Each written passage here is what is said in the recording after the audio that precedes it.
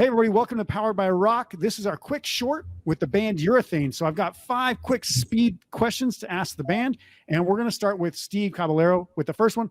Steve, what's the craziest thing you've seen or done during your time as a rock musician? That was exciting.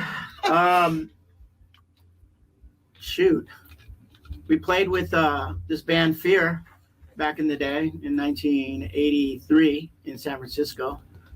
That was pretty cool. And the first band I ever opened up for was Social Distortion. Wow. In San Jose. So that was pretty cool. Did anything crazy happen to you while you were ever touring or doing anything? Can you get stabbed? Actually, you know what? I do have a crazy story. I was in Seattle with the Faction, and I had just had knee surgery, and I'm playing the song, and some guy jumps up on stage, and I think he's going to do a stage dive, and he runs towards me and just pushes me into my amp. I fall back into the amp. As he goes and runs to jump off, our bass player knocks him on the head and falls into the crowd. The next day, we're judging a skateboard contest, the band is, and our manager goes, "Hey, dude, that's the guy that actually pushed you." I'm like, "No way." He showed up at the contest. So then our manager goes up to him and he's all, "Hey, why'd you push Steve into his amp?" And he's like, "I don't know." And our manager just punched him like in the stomach super hard. And he just buckled and just walked away. But that was like crazy. I mean, that was crazy to me because I was so out of the blue. It's like I thought this guy was going to get on stage, run around and do a stage dive, and he just comes charging at me and just pushes me into my amp. And like I said, I had a leg brace with stitches in my knee, and that was crazy. Yeah, I mean, that sounds crazy, but it's good that the guy got twice what he deserved in the first. You got hit in the head with the bass and then punched in the stomach the next day. You mess with the bull, you get the horns, bro. Or the toilet paper. So let's go to, I'm going to go to Tim on this one, actually. Tim, what's your favorite kind of guitar to play? Les Paul, double cut. Sweet. Alpine White. Yeah. Yep. Is that the current guitar that you have? That is my current guitar, yes. Yeah. Very cool. Standard. Very sweet and short. Nothing like Steve's answer, which was way too long. No, I'm just kidding. Sorry. You wanted crazy. Yeah. No, that was a great story. I was just joking. I'm going to throw this one over to Dylan because this kind of seems like a good question for you. Out of curiosity, who would win in a fight between Tim Armstrong and Billy Joe Armstrong?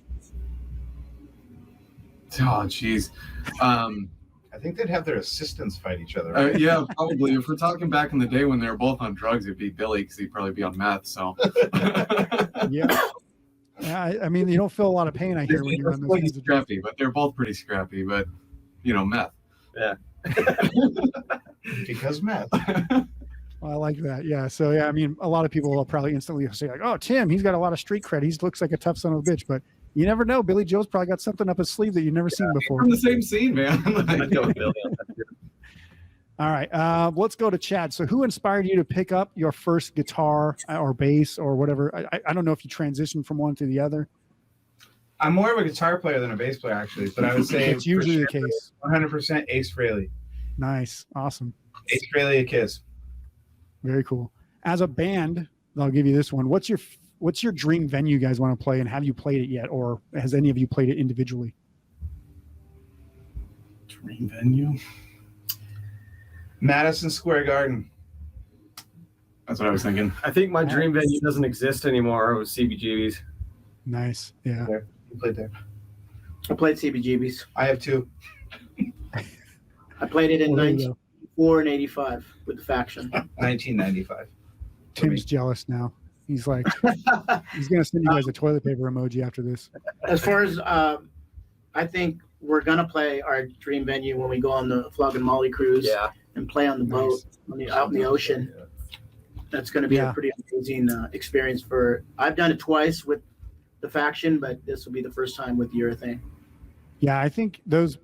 I mean, there's like Coed and Cambria actually has one that's actually happening right now as we're speaking, which I just think like it'd be just such an awesome time. I know Real Big Fish and 311 and all these other bands have done it, and I'm just like, being surrounded by all like-minded individuals for like just 3, 4, 5 days of just partying, that's got to be insane. So that's pretty cool.